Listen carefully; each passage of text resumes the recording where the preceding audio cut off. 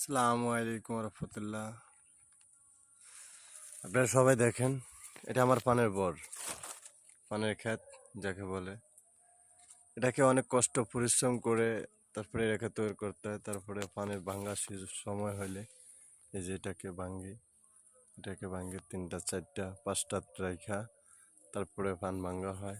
পান এখান থেকে বিক্রি করে বাজারে নিয়ে বিক্রি করি।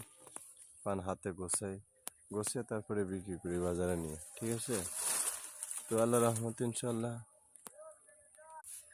আল্লাহ রহমত, আল্লাহ তাআলা রসুল রহমতের রিজিকের মালিক হলো আল্লাহ। তো সে আল্লাহর উপরে ভরসা করে কষ্ট করতেছি, আল্লাহ তাআলা রিজিকের ফয়সালা করে দিবেন ইনশাআল্লাহ। তো আপনারা আমার বরের জন্য সকলে দোয়া করবেন যে আমার বরটা একটু ভালো থাকে ইনশাআল্লাহ।